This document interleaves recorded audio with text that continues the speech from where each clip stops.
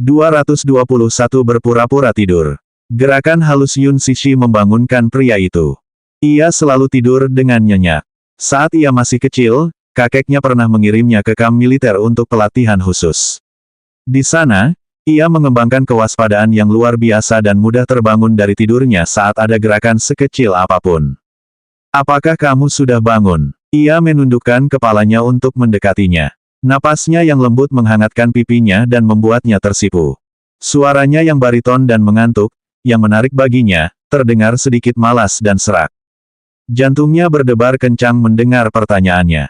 Dia tidak menjawab, tetapi sebaliknya, cepat-cepat menutup matanya dan berbaring tak bergerak seperti batu.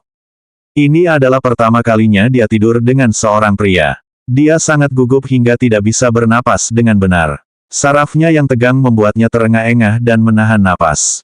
Perlu dipahami bahwa dia belum pernah menjalin hubungan sebelumnya, apalagi memegang tangan seorang pria.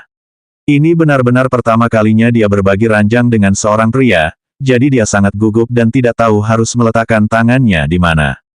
Mu Yaze terkekeh pelan. Wanita ini berpura-pura tidur di hadapanku. Kemampuan aktingnya buruk sekali, siapapun tahu dia hanya berpura-pura. Sayangnya, dia tidak memiliki bakat akting murni seperti putranya. Aku tahu kamu sudah bangun. Jantungnya berdebar kencang mendengar kata-katanya, tetapi dia tetap tidak membuka matanya. Tiba-tiba dia membalikkan tubuhnya ke samping dan berpura-pura berbicara sambil tidur. Dia bergumam tidak jelas sambil bergerak ke sisi tempat tidur, ingin menjauh dari pria terkutuk ini. Dia bangkit sedikit dari tempat tidur, dengan malas menopang kepalanya dengan satu tangan, dan sambil tertawa menyaksikan kejenakaannya. Perlawanannya tidak ada gunanya baginya.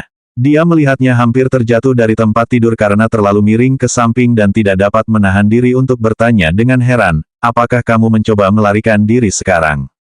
Dia terkekeh. Dia sangat bodoh, baru kabur setelah aku selesai dengannya. Bukankah sudah agak terlambat? Pria itu mengulurkan tangannya dan menariknya kembali ke pelukannya. Kepalanya berputar saat napasnya tersendat. Dia hampir menjerit. Ketika dia membuka matanya lagi, dia melihat wajah tampannya dekat dengan wajahnya.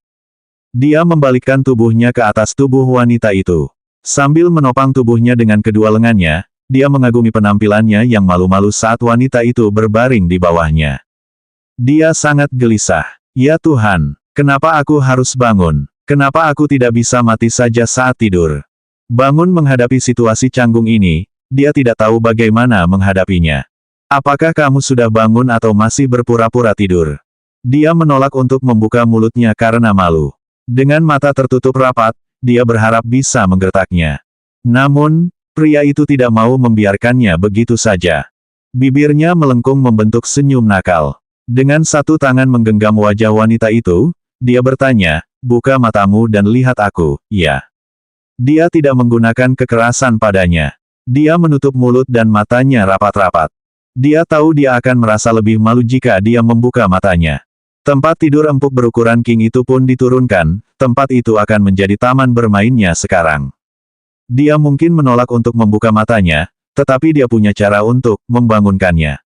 Sambil menekan di atasnya, dia melanjutkan melakukannya dengannya dalam posisi ini.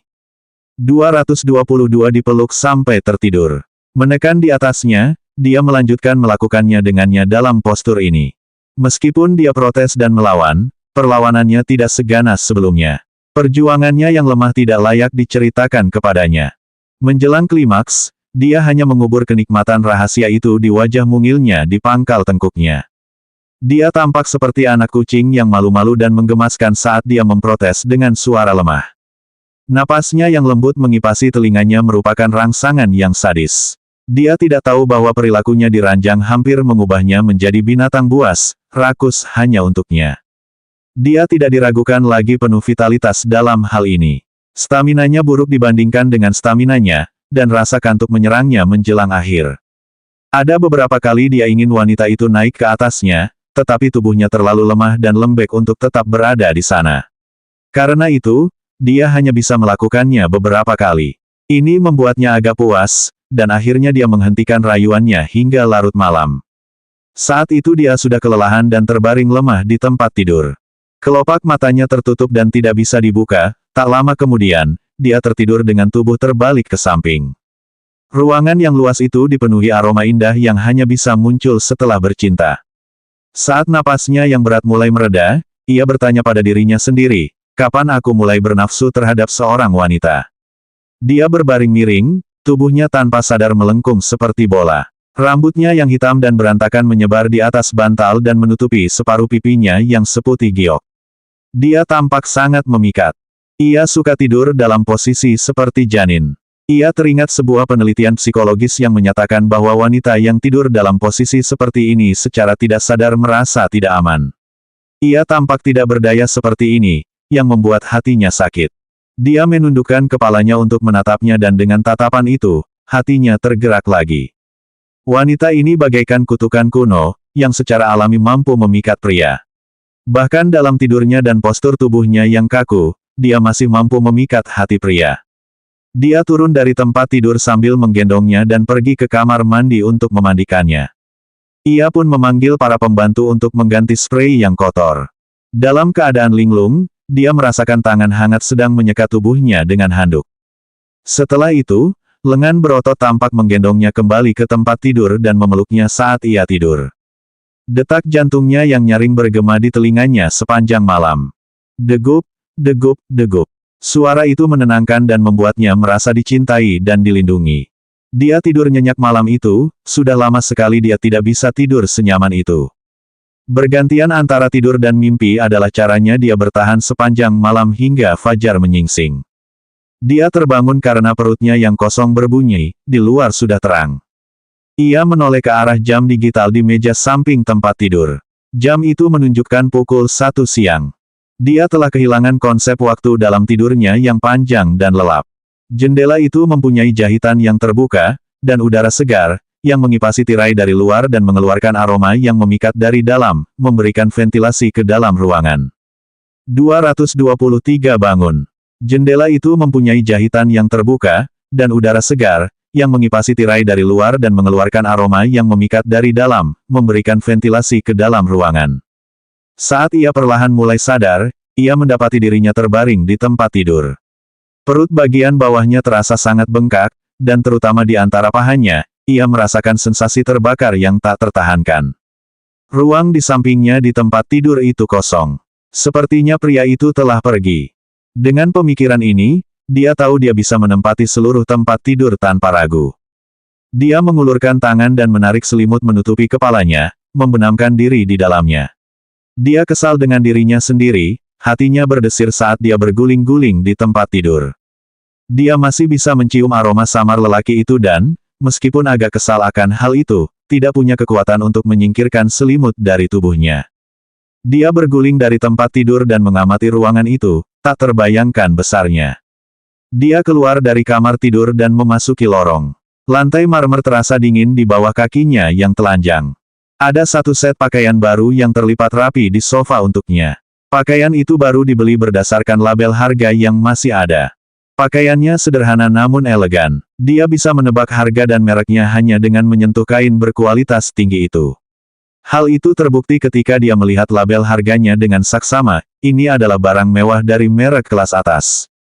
Ia tidak mau menerima apapun dari laki-laki itu, tetapi ketika melihat jubah mandi yang dikenakannya, ia memutuskan bahwa ia tidak mungkin berjalan-jalan hanya dengan jubah itu, jadi ia mengambil pakaian itu dan mulai berganti pakaian di kamar tidur.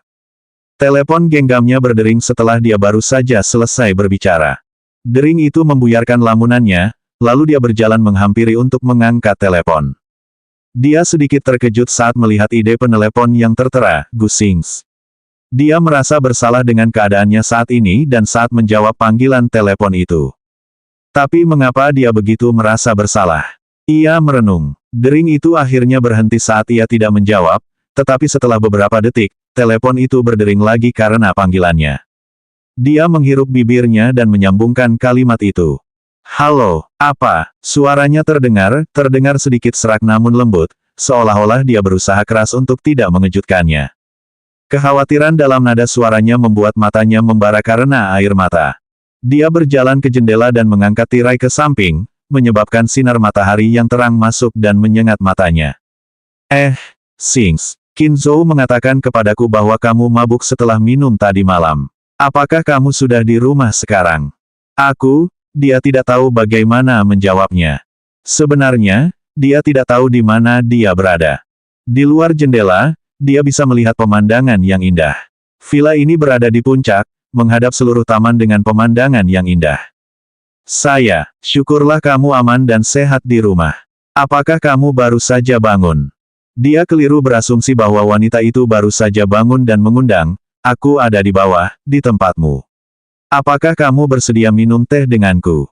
Dia menjawab dengan kaget, aku tidak ada di rumah. Ada jeda panjang darinya. Kamu ada di mana? Mobilnya diparkir tepat di luar apartemennya. Ia turun dari mobil dan menatap jendela yang tertutup rapat di apartemennya, alisnya berkerut heran. Kamu di mana? Aku akan menjemputmu. Dia memegangi kepalanya yang berdenyut-denyut dengan pasrah. Kau tidak perlu menggendongku, aku akan kembali, sebentar lagi. 224 tidak sesederhana yang Anda pikirkan. Gusings ragu untuk berbicara dan hanya menjawab dengan bersenandung. Dia ingin mengatakan lebih banyak, tetapi dia kesal karena menyadari bahwa dia tidak dalam posisi untuk melakukannya. Yun Sishi juga merasa sangat canggung. Ketika keduanya yang sedang berbicara di telepon mendengar suara napas masing-masing, mereka langsung terdiam. Periode hening yang panjang membuat mereka merasa seolah-olah waktu telah berhenti. Begitulah seterusnya sampai dia mendesah dari seberang sana. Sishi, jangan takut. Matanya melotot karena heran. Apakah kamu dan dia ada hubungan? Dia bertanya padanya. Penyebutan kata, dia, membuatnya teringat apa yang terjadi tadi malam. Dia terpaku dan mengangguk sambil linglung, lupa bahwa mereka sedang berbicara di telepon, dan dia tidak dapat melihatnya. Pria itu tidak sesederhana yang kau kira. Lebih baik kau tidak terlibat dengannya. Jelas ada kekhawatiran yang tidak berdasar dalam suaranya. Pria itu tidak sesederhana itu. Baru kemarin dia benar-benar mengetahui identitas pria itu. Dia berasal dari keluargamu, keluarga terkaya di ibu kota, dan memimpin di Seng Financial Group, yang telah menarik perhatian dunia. Pria itu, Mu Yaze, memiliki status yang sangat mulia sejak lahir. Dia tidak pernah ingin terlibat dengannya sama sekali. Tampaknya ada jurang yang sangat lebar yang memisahkan dia dan dia. Mereka berada di dua dunia, dan sulit untuk menyeberang ke dunia yang lain. Mereka sama sekali tidak memiliki masa depan bersama.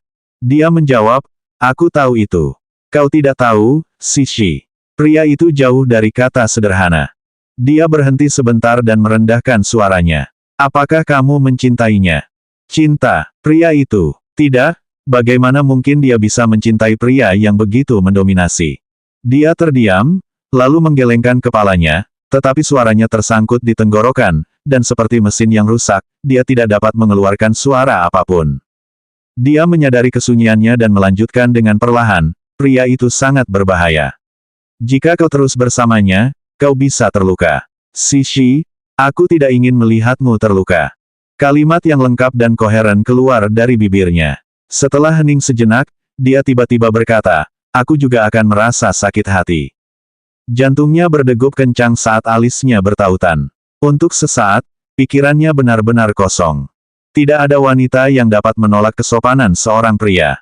Termasuk dirinya. Awalnya dia bersenjata lengkap, tetapi saat dia berhadapan dengan kata-kata lembutnya, baju besinya langsung terbuang, dan bibirnya tanpa sadar membentuk senyuman.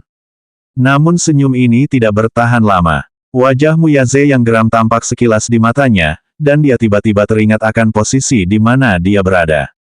Pria itu nampaknya tidak suka dia berhubungan dengan pria lain. Apapun jabatannya saat ini, dia selalu merasa berterima kasih kepada Gusings, tetapi rasa terima kasih tidak sama dengan cinta. Jika dia tidak mencintainya, atas dasar apa dia harus membiarkannya terluka? Dia berkata dengan lemah, Sings, terima kasih, tapi aku tidak ingin melibatkanmu. Hah, melibatkan, Sishi? Dengarkan, aku mungkin jauh lebih kuat dari yang kamu pikirkan. Ia menyombongkan diri, tetapi kedengarannya lebih seperti sambutan hangat. Pria itu tampaknya dengan hangat mengundangnya untuk bersembunyi di bawah sayapnya yang terbuka dan melindungi. Sishi, biarkan aku melindungimu, oke. Jari-jarinya yang memegang telepon tiba-tiba menegang. Dinding dalam hatinya runtuh sedikit saat dia terkejut. Pada saat ini, dia yang asyik dengan kontradiksi dirinya sendiri, sama sekali tidak menyadari kehadiran jahat yang mendekatinya dari belakang. 225 melangkah terlalu jauh. Pada saat ini, dia yang asyik dengan kontradiksi dirinya sendiri, sama sekali tidak menyadari kehadiran jahat yang mendekatinya dari belakang. Baru setelah ponselnya direbut oleh sebuah tangan besar, dia akhirnya bereaksi. Dia terkejut dan berbalik, lalu segera melihat pria yang berdiri diam di belakangnya. Pria itu menatapnya dengan mata yang sangat dingin dan menyipit. Rasa dingin di sudut bibirnya dan ketajaman di matanya mencerminkan ketidaksenangan pria ini padanya. "Sishi, apakah kamu?" Suara Gu Xingzi yang agak khawatir terdengar dari telepon. Sisa kata-katanya, bersama dengan teleponnya, langsung terbang keluar jendela dalam kurva parabola yang rapi. "Anda," dia menatapnya dengan kaget dan putus asa saat ponselnya pecah berkeping-keping. Kemarahan perlahan memenuhi hatinya. Suara telepon yang pecah terdengar di telinganya dan membuatnya sedikit menggigil. Dia menggigit bibir bawahnya saat bahunya bergetar karena emosi. Pria itu langsung mendorong bahunya. Dengan mata cekungnya yang penuh amarah, dia berkata datar, "Kupikir kau wanita yang cerdas." Dadanya naik turun tanpa henti. Jelas bahwa dia juga marah dengan tindakannya. Kapan pria ini datang? Apakah dia hantu? Bagaimana bisa tidak ada suara saat dia berjalan dan tiba-tiba muncul di belakangnya? Dia membelikan ponsel baru untuknya sebagai ganti rugi atas ponsel yang dia rusak saat itu. Itu adalah ponsel terbaik dari semua merek saat ini. Dia tidak merasa sedih dengan ponsel itu sendiri. Namun, dia telah menggunakannya cukup lama, dan ada banyak foto berharga Yuyu di dalamnya. Sebelum dia dapat memindahkannya ke komputernya, ponsel itu sudah rusak parah oleh pria ini. Pengerjaan ponsel itu sangat bagus, tetapi ponsel itu hancur berkeping-keping olehnya, dia jelas telah menggunakan banyak tenaga. Dengan kata lain, itu menunjukkan betapa marahnya pria ini saat ini. Yun Sishi pun kehilangan kesabarannya dan dengan marah mendorongnya pergi. "Kau keterlaluan. Tidak masuk akal, ini benar-benar tidak masuk akal. Kenapa kau menjadi begitu gila tanpa alasan?" Dia benar-benar marah. Bersamaan dengan kemarahan yang telah dipendamnya sejak tadi malam, dia langsung meledak. Karakternya biasanya lembut. Dia memiliki rasa kesopanan dan tahu untuk memberi kelonggaran bagi orang lain. Ia jarang sekali marah, bahkan dapat dikatakan bahwa ia memiliki sifat yang lembut dan jarang bertengkar dengan orang lain. Karena alasan sederhana bahwa putranya mengaku menyukai wajahnya yang ceria, ia selalu berusaha mengendalikan emosinya. Namun, pria ini harus bertindak terlalu jauh lagi dan lagi. Setelah amarahnya meledak, dia menjauhinya dan menuju pintu keluar. Mu Yaze segera memegang pergelangan tangannya. "Mau kemana?" "Pulang. Pulang ke rumahku. Pulang. Aku ragu." Pria itu mencibir, "Kau akan mencari Gu Xingzi, pria yang katanya bisa melindungimu, kan? Memangnya kenapa kalau aku mencarinya? Apa hubungannya denganmu? Lagi pula, aku tidak mau tinggal dengan bajingan gila sepertimu." Dia menggertakkan giginya dan menatapnya dengan mata merah, lalu dengan paksa melepaskan cengkeramannya. Wanita yang tidak siap itu kemudian ditarik kembali oleh pria itu.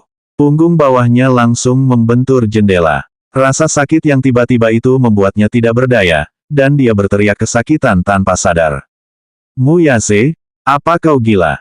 Kau menyelinap di belakangku dan kemudian menyerangku tanpa alasan. Jika kau tidak gila, aku tidak tahu kau ini apa." "Gila." Sudut bibirnya melengkung membentuk seringai.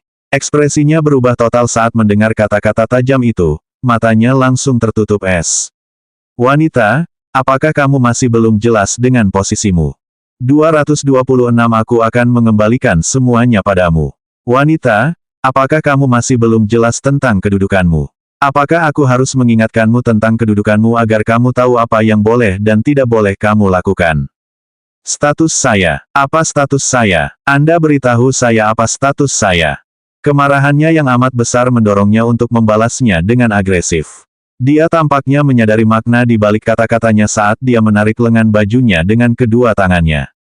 Dengan suara gemetar, dia melanjutkan, "Maksudmu aku, kekasihmu, wanitamu, dan milikmu. Apakah yang kau maksud adalah ketiganya saat kau berbicara tentang status?" Dia menatapnya dengan dingin dan tanpa ekspresi, seolah mengakui interogasinya. Dia tiba-tiba tertawa terbahak-bahak. "Mu Yaze, kau keterlaluan.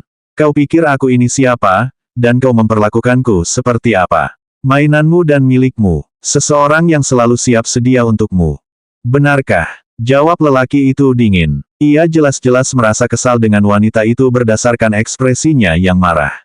Kamu punya mulut kecil yang tajam, apakah kamu benar-benar ingin menang sepanjang waktu?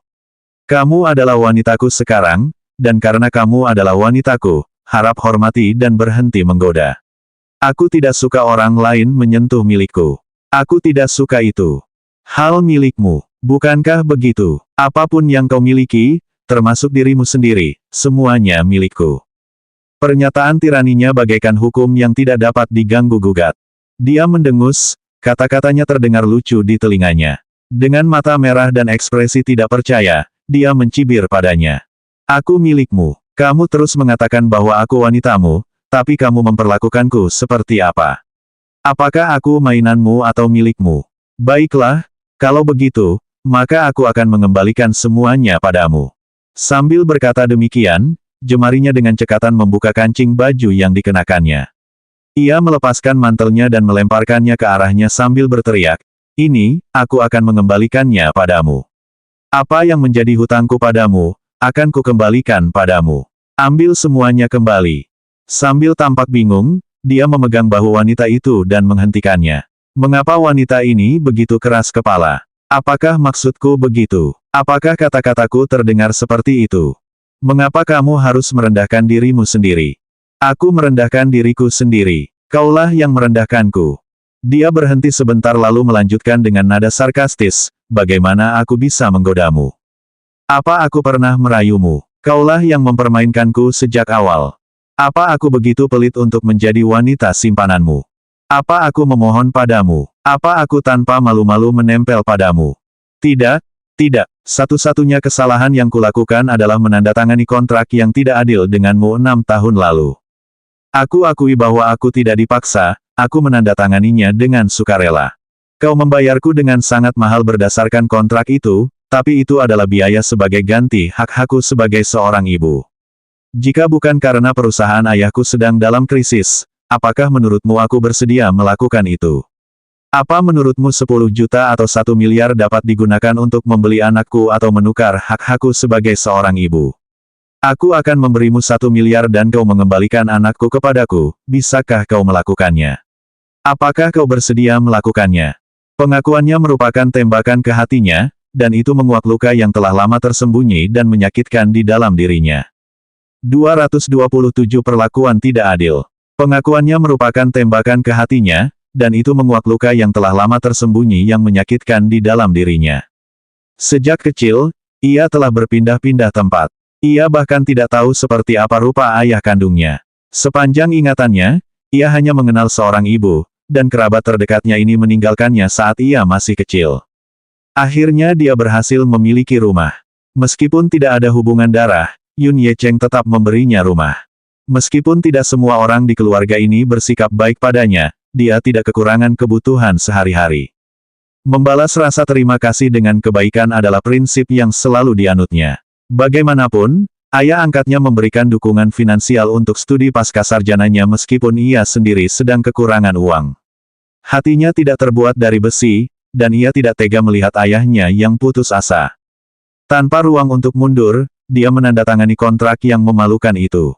Apakah itu sesuatu yang diinginkannya? Apa yang diinginkannya, adalah melindungi keluarganya. Pertanyaan-pertanyaan terus-menerus dilontarkan kepadanya, dan Mu Yaze terkejut karenanya. Dia belum pernah melihatnya kehilangan kendali atas emosinya. Saat ini, dia tampak dipenuhi keputusasaan dan ketidakberdayaan. Ketangguhan yang telah dia upayakan dengan keras untuk diciptakan langsung runtuh. Dia benar-benar kalah. Kesalahan apa yang telah kubuat di kehidupanku sebelumnya? Apakah aku berutang padamu? Apakah aku telah membunuh seseorang, melakukan pembakaran, atau menjadi penjahat keji? Ya, aku salah. Aku seharusnya tidak mengambil anakmu, tetapi kau. Dia juga anakku. Aku bersedia bertanggung jawab dan membayar uang yang menjadi hutangku padamu karena pelanggaran kontrak. Aku akan mengembalikannya padamu bahkan jika aku harus menggunakan setiap sen yang kuhasilkan sepanjang hidupku. Kau ingin aku tetap di sisimu, dan aku juga setuju, jadi bagaimana kau bisa mempermalukanku seperti itu? Aku manusia dan bukan barang. Aku punya pikiran dan emosi. Aku punya amarah, dan aku juga tahu rasa sakit.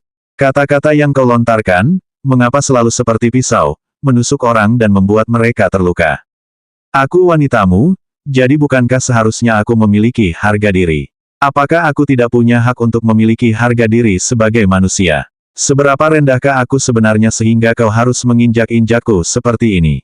Apakah aku harus membuka diri dan membiarkanmu mengambil apapun yang kau inginkan? Mau bersamaku hanya karena aku wanitamu? Apakah ini yang benar-benar kau inginkan? Bukan untukku. Tiba-tiba dia memegang pipinya dengan kuat dan berteriak, "Diam." Dia hampir mati lemas karena monolognya. Setiap kata yang didengarnya membuatnya merasa khawatir. Dia benci saat wanita itu menanyakan pertanyaan-pertanyaan itu. Apakah dia seperti itu? Apakah dia seburuk itu di matanya? Setelah teriakannya itu, dia menggigit bibir bawahnya erat-erat dan tidak berbicara lagi. Dia lalu menatapnya dengan air mata mengalir keluar seperti sungai.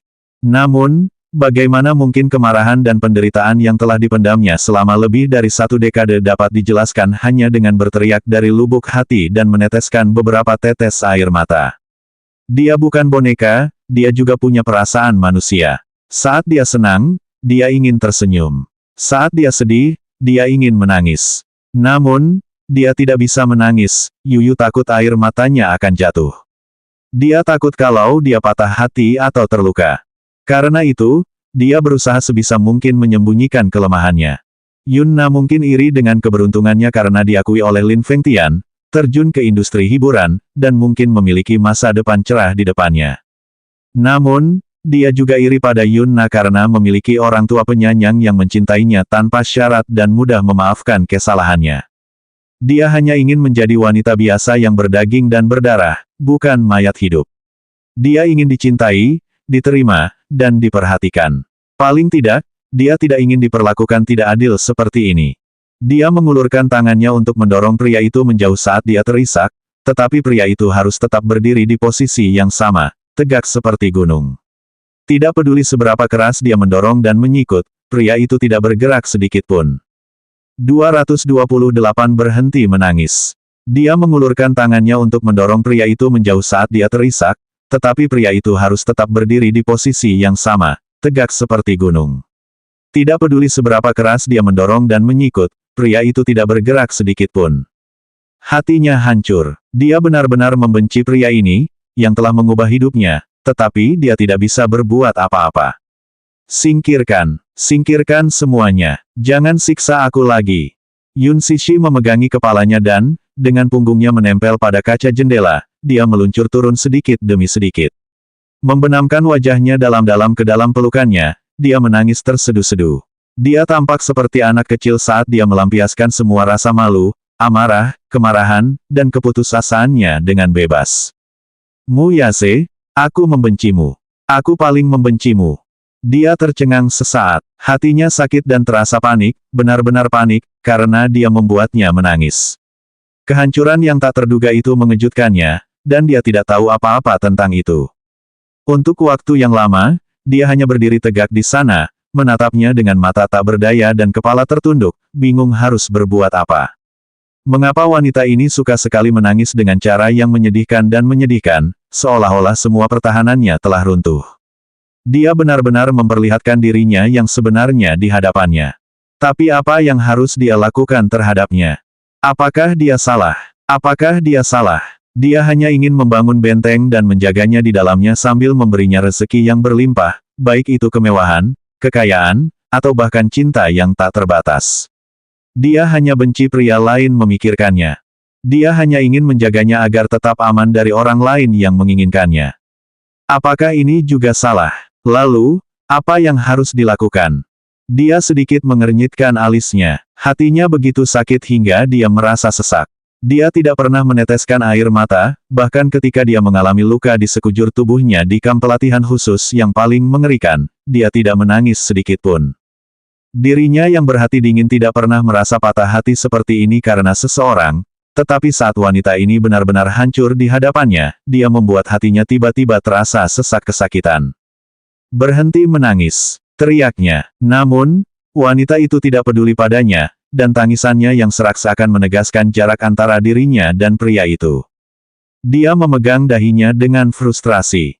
Air mata wanita selalu menjadi kartu truf yang tak terduga terhadap pria, air mata menembus mereka dan tidak memberi mereka jalan untuk membela diri. Bukankah dia dulu? Melihat tangisannya, hatinya terasa sakit tetapi dia tidak bisa berbuat apa-apa. Dia belum pernah menghibur seorang wanita sebelumnya, haruskah dia menghiburnya dengan cara yang dia lakukan pada Yi Chen? Saat Yi Chen masih muda, ia paling takut dengan rasa sakit. Ia terutama takut menerima suntikan saat ia sakit. Setiap kali ia harus disuntik, ia akan menangis tanpa henti. Dalam situasi seperti itu, ia akan memeluknya dan mencium pipinya. Anak itu pun berhenti menangis. Dia merendahkan posisinya dan merentangkan lengannya yang panjang, dengan mudah merengkuhnya ke dalam pelukannya. Dulu wanita ini akan berontak, mendorong, dan lari darinya. Namun, saat ini dia tidak melakukannya. Tubuhnya sangat jinak dan dia membiarkan pria itu memeluknya tanpa banyak perlawanan, tetapi tangisannya tidak berhenti. Dia hanya membenamkan wajahnya dalam-dalam dan menangis terseduh-seduh sambil mengusap matanya. Dia tidak tampak seperti wanita berusia 24 tahun, melainkan seorang gadis kecil yang lemah dan tak berdaya. Dia tampak begitu lembut dan menyedihkan, orang akan kesulitan untuk tidak menghujaninya dengan kasih sayang. Dia menggendongnya untuk duduk di tempat tidur, persis seperti cara dia menggendong Yi Chen, dan memeluknya dalam pelukannya. Dada lelaki itu sangat lebar. Dadanya dan pelukannya kemudian menjadi tempat di mana ia bisa menangis dan mencari pelipur lara. Dia menundukkan kepalanya untuk menghapus air matanya. Dia mencium sisi mulutnya dan berkata dengan lembut, "Jangan menangis, ya." Dia masih menangis. Dia menangis dengan sangat sedih dan putus asa, seakan-akan langit runtuh dan bumi retak. 229 Kapan kamu akan berhenti menangis? Dia masih menangis. Dia menangis dengan sangat sedih dan putus asa, seakan-akan langit runtuh dan bumi retak. Ia menundukkan kepalanya ke arahnya lagi untuk mengisap bibirnya dengan kuat dengan harapan air matanya tidak akan jatuh. Bekas giginya yang tidak rata terlihat di bibir lembutnya. Hal itu tidak menghentikannya dari menangis, malah air matanya mengalir lebih deras dari sebelumnya. Ekspresi cemberut langsung muncul di wajahnya, dan kali ini dia menciumnya lebih agresif sambil terengah-engah, berhenti menangis. Wanita dalam pelukannya tidak menolak maupun menerima ciumannya. Nada bicaranya yang lembut tidak menghentikan tangisnya. Dia hanya membenamkan wajahnya di telapak tangannya sambil menangis terseduh-seduh, menolak untuk mengakui atau bahkan memandangnya. Hal ini membuatnya mengerutkan kening. Dia memberinya perlakuan diam. Apakah dia mungkin sedang berperang dingin dengannya? Apakah dia memprotes kurangnya empati atau kasih sayang? Atau apakah dia tidak senang karena, tidak seperti Gu Xingzi, dia bukan pilar pendukungnya saat dia sedang rapuh? Pikiran tentang bintang itu membuatnya jengkel. Sialan, wanita bodoh, kapan kamu akan berhenti menangis? Dia mengabaikan tatapan tajamnya. Dengan wajah yang masih terbenam di telapak tangannya, dia tidak bisa melihat ekspresinya. Dia menyipitkan matanya dengan berbahaya. Sambil mengulurkan tangan, dia perlahan membuka tangan wanita itu hingga dia melihat wajahnya yang berlinang air mata. Seluruh wajahnya bengkak dan memerah, matanya yang merah terlihat jelas. Ia tak kuasa menahan air matanya mengalir meski wajahnya sudah basah kuyup. Hal itu membuat orang bertanya-tanya, bagaimana ia bisa menahan banyak air mata. Ada pepatah yang mengatakan, wanita terbuat dari air. Apakah ini alasan di balik air mata yang tak henti-hentinya mengalir di matanya? Pria itu sama sekali tidak berdaya menghadapi air matanya. Hatinya langsung luluh. Dia tidak ingin melihatnya menangis. Dia merasa kesal dengan gadis cengeng ini, tetapi dia tidak bisa berbuat apa-apa. Baiklah, berhentilah menangis sekarang. Akhirnya dia berada dalam belas kasihannya. Ia tak kuasa menahan diri untuk menundukkan kepala dan mencium air mata di sudut matanya. Air mata itu asin dan hangat, dengan sedikit kepahitan yang tak terlukiskan. Ia memejamkan mata pelan-pelan dan mencium bibirnya sekali lagi. Kali ini, tidak seperti usaha agresifnya di masa lalu, ia hanya mengecup bibirnya pelan. Dengan kepala yang masih menunduk, ia terus mencium air mata, dahi, pangkal hidung, pipi, dan bibirnya. Kali ini bibirnya terus menempel di bibir wanita itu. Ciuman di bibirnya tidak merenggut seperti sebelumnya, melainkan lembut dan hati-hati. Dia bingung dengan kelembutan yang sebelumnya tidak dia rasakan darinya. Kasih sayang, kelembutan, emosi, dan kelembutan seorang wanita dapat dirasakan dalam ciuman ini. Pria itu dengan anggun melepaskan kemejanya sementara dia dalam keadaan linglung. Dada bidang dan tulang selangkanya yang seksi terekspos di tempat terbuka. Jelas terlihat bahwa ia telah berusaha sekuat tenaga untuk menekan hasratnya. Namun, tidak seperti sikap menaklukkannya di masa lalu, sekarang dia bersikap hati-hati dan lembut padanya. Tanpa sadar, dia berhenti menangis dan membelalakkan matanya karena tak percaya. Perubahan mendadak dalam dirinya terlalu berat untuk dia tolak. Bayangannya kabur saat dia menatapnya dengan mata basah. Pikirannya masih mencoba memahami situasi saat dia menciumnya dengan lembut dan mendekatinya. 230 gencatan senjata. Dia melakukannya lagi padanya. Eksplorasi tubuhnya dilakukan dengan sangat lembut, sikapnya yang liar dan memaksa tidak ada selama ronde ini. Dia mengatupkan giginya dan mengunci tangannya di punggung seksinya. Setelah kenikmatan terakhir mereka, pria itu dengan lembut membenamkan wajahnya di pangkal lehernya dan, dengan nada yang hampir tak terdengar, berkompromi dengannya. Akulah orang yang akan mencintaimu, bukan orang lain di masa mendatang. Tertegun selama 2 detik, dia menatapnya dengan mata berkaca-kaca karena menangis.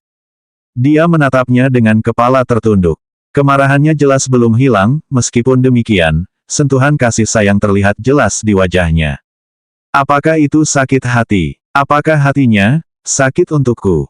Pria itu bangkit dan menggendongnya ke kamar mandi yang terdapat bak mandi.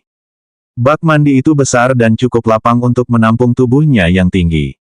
Sambil memeluknya, dia menyalakan pancuran dan membiarkan air hangat membasahi tubuh mereka. Mereka duduk berhadapan dalam keheningan yang lama sebelum kekesalan di matanya sirna. Sekarang giliran dia yang merasa tersesat dalam tindakannya. Dia merasa canggung berbaring di sebelahnya di bak mandi yang sama. Kamu sudah berhenti menangis. Dia mengusap pelan hidungnya. Dia berpaling, menolak untuk mengakuinya. Namun, dia tidak hanya tidak bisa mengabaikan kehadirannya terlalu lama, dia juga tidak tahu apa yang harus dia lakukan dalam situasi saat ini. Mereka bertengkar hebat sebelumnya, dan meskipun berakhir dengan gencatan senjata, dia masih marah. Alisnya berkedut melihat reaksi wanita itu. Sambil menuangkan sedikit busa mandi ke punggungnya, dia mulai menggosok kulitnya dengan handuk. Dia tanpa sadar menjauh dari sentuhannya, seolah-olah sebagai bentuk protes diam-diam. Dia menariknya lebih dekat kepadanya, tidak memberinya kesempatan untuk melawan, dan terus membersihkan tubuhnya. Tindakannya lembut dan halus untuk seseorang yang belum pernah melakukan ini sebelumnya. Membersihkannya 2 kali tadi malam jelas memberinya cukup pengalaman untuk mengetahui seberapa besar tekanan yang dibutuhkannya untuk menggosok pinggang dan punggungnya. Tubuhnya kaku dan sakit karena terbaring di tempat tidur sepanjang hari. Dia terlalu bersemangat, dan dia hampir tidak bisa memenuhi tuntutannya.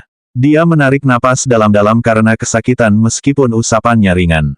Memotong. Sulit untuk menggambarkan rasa sakit seperti ini. Jangan hubungi dia lagi, katanya hati-hati. Aku akan mengganti pemeran utama pria di film itu. Dia menoleh dan menatapnya dengan tak percaya. Wajahnya tampak tenang saat bertemu pandang dengannya. Ganti pemeran utama pria, kenapa? Aku tidak suka cara dia memandangmu. Dia berhenti sejenak dan mengulangi, aku tidak suka dia menyentuh atau menciummu. Sesederhana itu. Dia menatapnya dengan mata sipit. Pesan kecemburuannya yang berulang kali membuatnya terkejut. Mengapa kamu tidak menyukainya? Itu membuatku jengkel. Dia cemberut saat memikirkan dia berhubungan dengan pria lain. Muyase, mengapa kamu keberatan jika aku berhubungan dengan pria lain? Dia menjawab dengan lugas, kamu adalah wanitaku. Petik 2, petik 2. Kenapa? Dia menatapnya dengan curiga, ekspresinya langsung menegang. Jangan mengubah arah, katanya. Dia tidak ingin melibatkan Gusings dalam urusan mereka. Kenapa? Apa kau merasa kasihan padanya? Dia mencibir. Jangan bilang kau menyukainya. Tidak. Dia melotot ke arahnya dengan jengkel. Mengapa pria ini begitu tidak masuk akal? Apa yang membuatnya mendapat kesan bahwa aku menyukai Gusings? Selanjutnya bab 231 kekanak-kanakan.